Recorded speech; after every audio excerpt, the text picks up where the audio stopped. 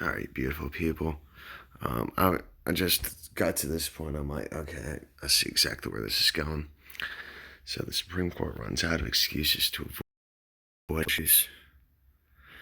So yeah, it's CNN, and well, this is basically a propaganda piece. This is to get people to become familiar with the idea or to accept the idea that there's problems within the Supreme Court or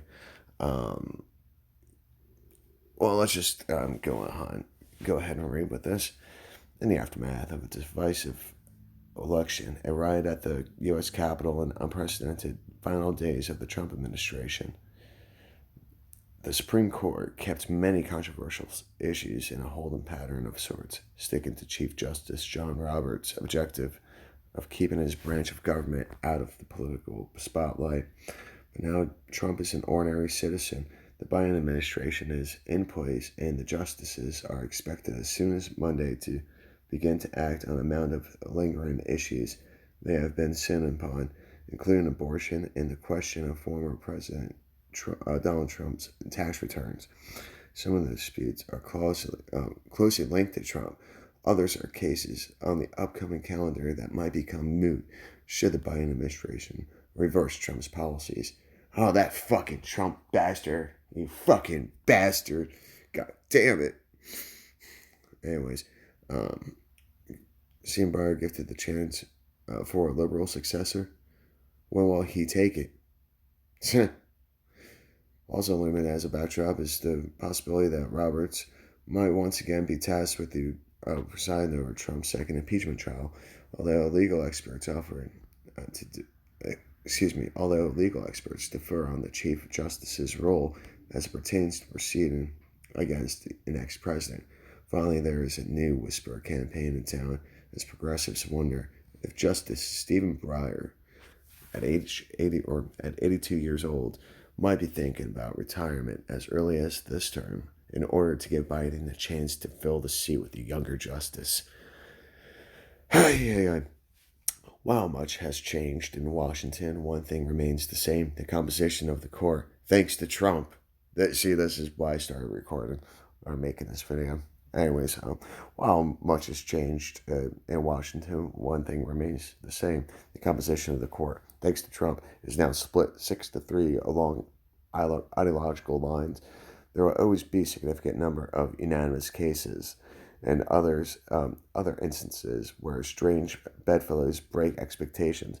But in cases that most grab the public's attentions down the road, including abortion, immigration, affirmative action, and voting rights, the conservatives are likely to unite and treat the Biden administration very differently than they did the Trump administration.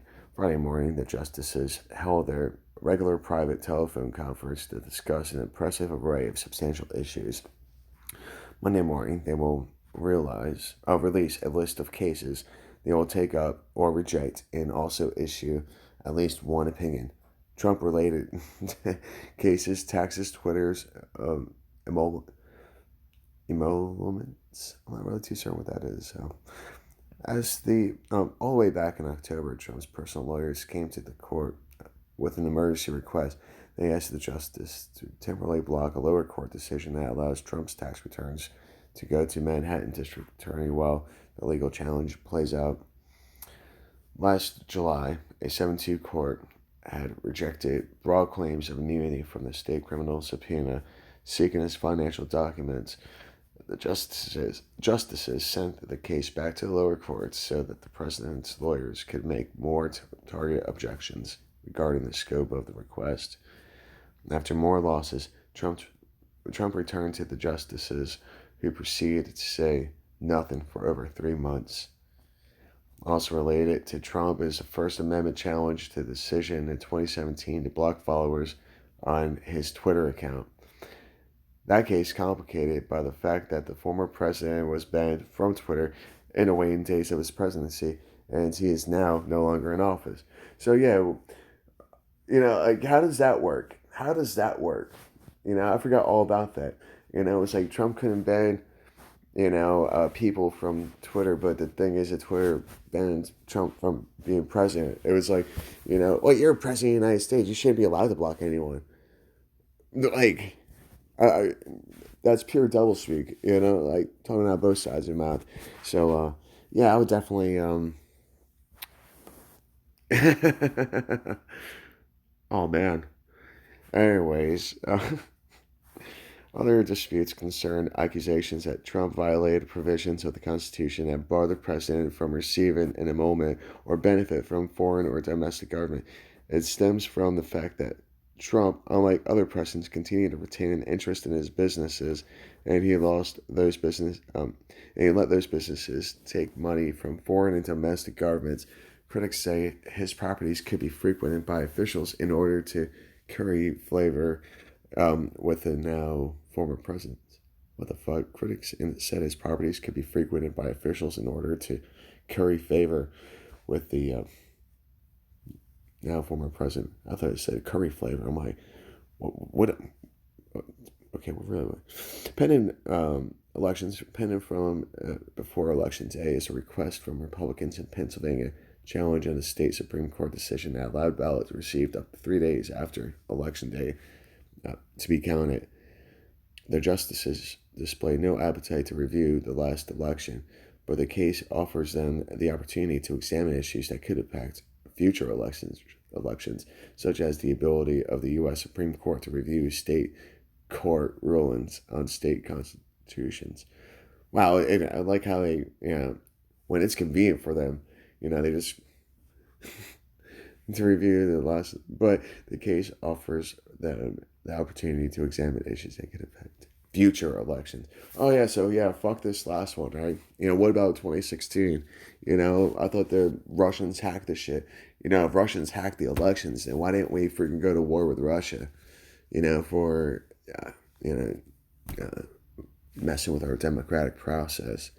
But abortion, the justices have been considering strict abortion law in Mississippi, blocked by the lower courts that bans abortion after 15 weeks. Critics say violates almost 50 years of court precedent dating back to Roe v. Wade. Supporters of abortion rights hope the court denies the case, but are fearful that Amy Coney Barrett's elevation could move the court to right in the area of abortion rights. Now, personally, bitch wants to get an abortion, friggin' that's on her. I mean, who am I to say? I mean, I don't think it should be banned, but I think that guy should have a right in the matter as well. It shouldn't be just a woman's right to choose. It should also be the man's right to choose. If the man is no longer in the picture, or if a woman doesn't know who knocked her up, because that happens all the time, and she wants to use abortion as a form of birth control, more power to her. I didn't, kill nothing. Whenever I jerk off and bust a nut and stuff, right, and I'm just thinking, like, man, I wonder how many Hitlers, Neil Armstrongs, Henry Fords, President Washington's I just bust out this time. It's like, because you never know, like, what your seeds will bring. Do you think Hitler's parents, thought that he was going to become the man that he is? Shit, Anyways, on immigration, the court has in front of it a challenge brought by the state and local officials against Trump's regulation issued in August 2019 that makes it more difficult for migrants to obtain legal status if they use public benefits such as Medicaid, food stamps, and housing vouchers. Yeah, because, oh my fuck.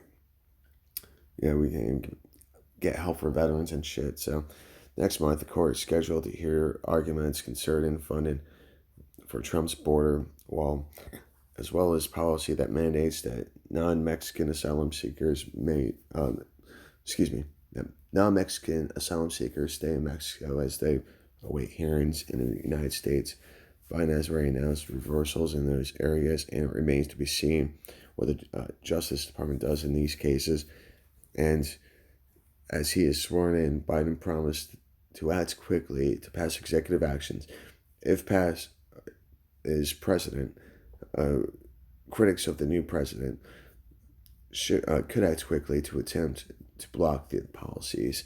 Such challenges would eventually make their way back to the High Court, a very different court that reviewed Obama era programs. Obama was pretty damn harsh on immigration.